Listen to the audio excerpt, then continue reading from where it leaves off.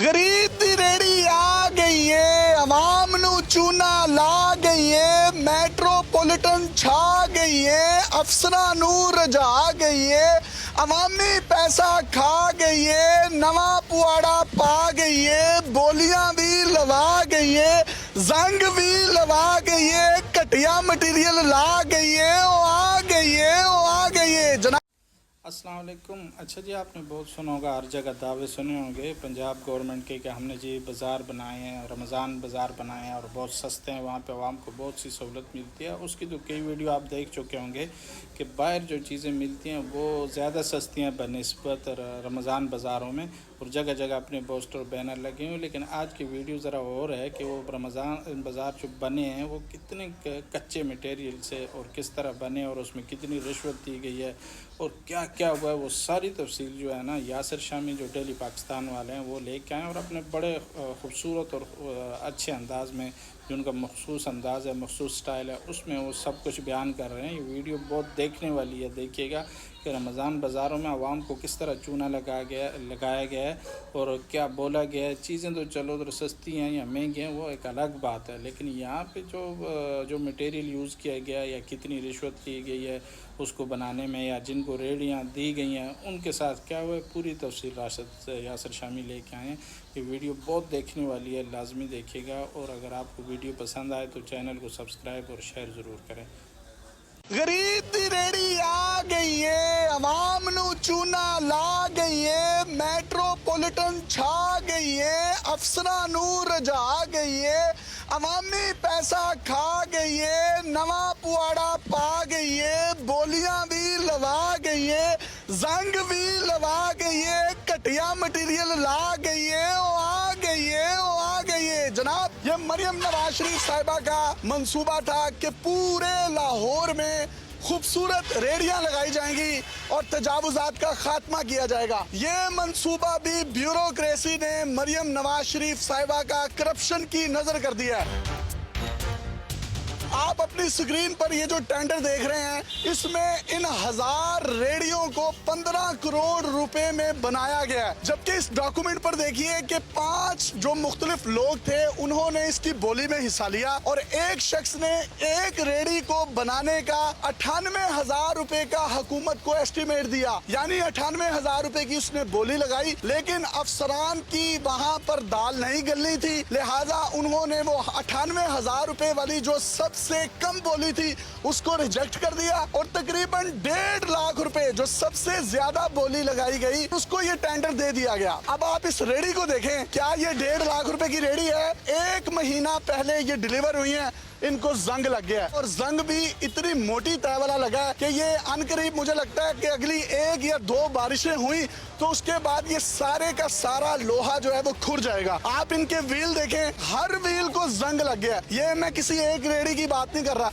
यहाँ पर 40 से 50 रेडियां लगी हैं। आप तमाम के व्हील्स देख लें, तमाम के आप रोड देख लें, तमाम के तमाम को जंग लगे हैं। कम से कम इस पे अच्छा पेंट तो किया जाता।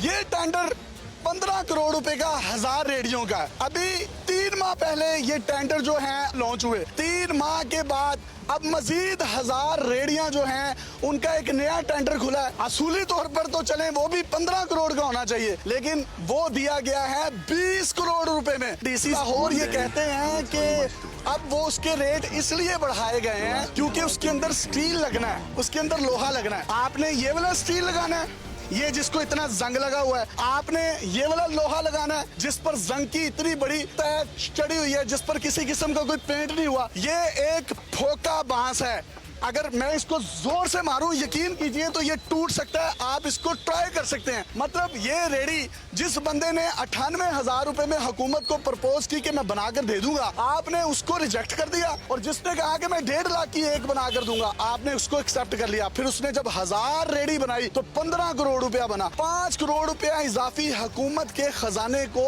चूने की शक्ल में लगाया गया है। तो फिर मैं यही कहूंगा, वो आ गई है गरीब दी रेडी ला गई है, अवाम नू चूना ला गई है, मेट्रोपोलिटन छा गई है, अफसरां नू रजा गई है, नवा पुआड़ा पा गई है, वो आ गई है, वो आ गई है। डीसी साहब से जब ये पूछा गया है कि आपने 98,000 रुपए वाली बोली नहीं ली, तकरीबन 1.5 लाख रुपए वाली बोली ले ली है, तो उनका ये कहना था कि वो विड्रॉ कर गया था जिसने 98,000 की बोली लगाई थी। तो जनाब अगर कोई शख्स विड्रॉ कर जाए, ये ठेकेदार मेरे पीछे मौजूद है, ये इस बात की गवाही देंगे कि उसकी कंपनी को, उसकी फर्म को ब्लैक लिस्ट कर दिया जाता है और वो कर ही नहीं सकता। और अगर वो कंपनी जो है वो विड्रॉ कर गई थी तो फिर आपने उसको फाइनल एवल्यूएशन रिपोर्ट में मेंशन क्यों किया है? तो जनाब आपकी ये तमाम तावीलें जो आपने मरियम नवाज शरीफ साहिबा को मामू बनाने के लिए पेश की हैं, ये अब ज्यादा देर नहीं चलेंगी।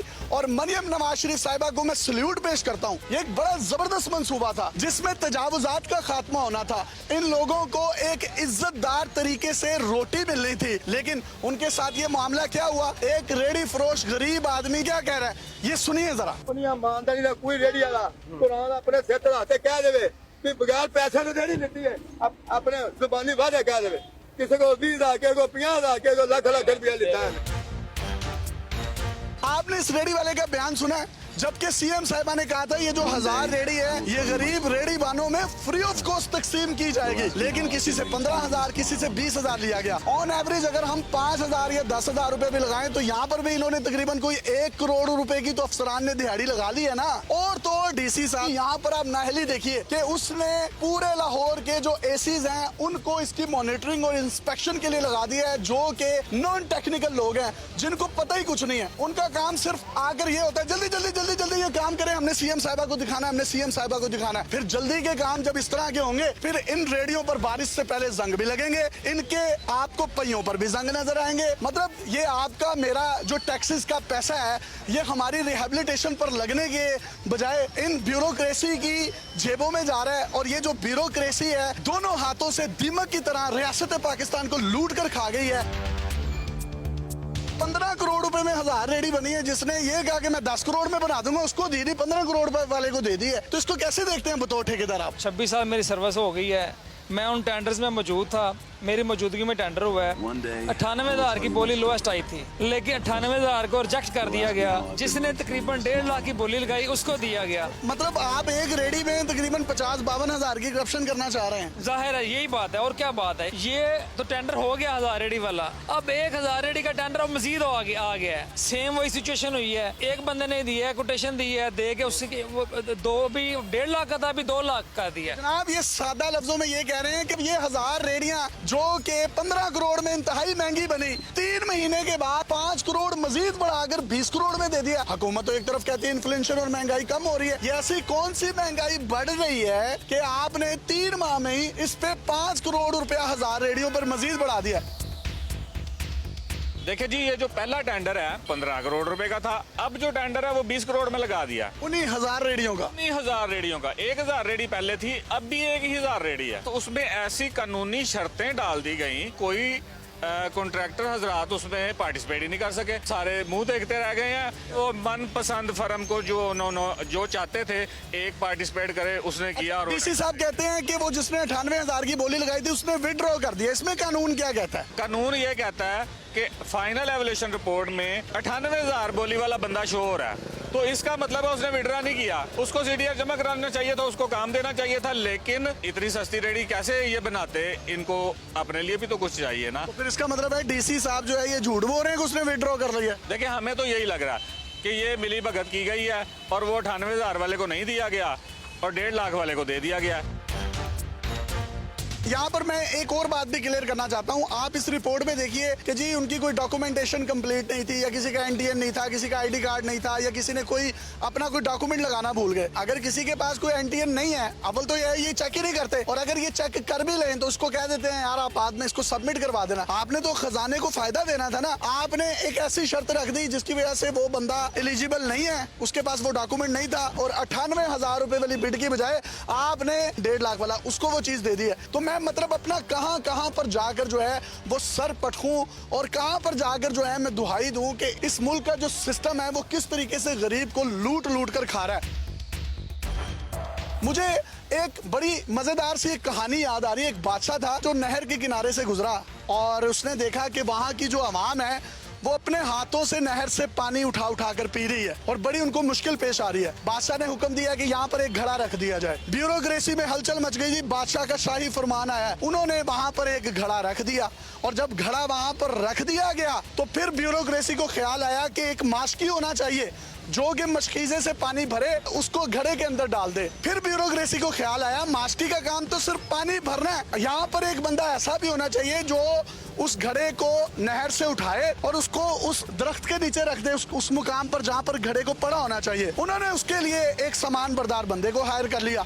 फिर ब्यूरोक्रेसी को ख्याल आया कि अब ये घड़ा तो यहाँ पर पड़ा हुआ है, एक ऐसा बंदा होना चाहिए जो इसकी सिक्योरिटी के अमूर सर अंजाम दे। उन्होंने एक संतरी या एक सिक्योरिटी गार्ड भी वहां रख लिया। फिर ब्यूरोक्रेसी को ख्याल आया कि यार ये 24 घंटे तो पानी नहीं भरा जा सकता, इसकी सिक्योरिटी का ख्याल नहीं रखा जा सकता, एक बंदा इसको उठाकर वहां पर नहीं रख सकता, लिहाजा 3-3 शिफ्टों में साथ मजीद सिक्योरिटी गार्ड, संतरी और सामान बरदार लोग भर्ती कर लिए गए। कुछ दिन के बाद वहां पर एक बड़ा ऑफिस बना दिया गया। ये कहा गया कि जो अमूर हैं घड़े के उसको सरंजाम देने के लिए एक वजारत बना दी गई। अब चंद दिन के बाद बादशाह का वहां से दोबारा गुजर हुआ तो उसने देखा ये नहर के किनारे बड़ा शानदार महल बना हुआ है, देखा जाए ये है क्या।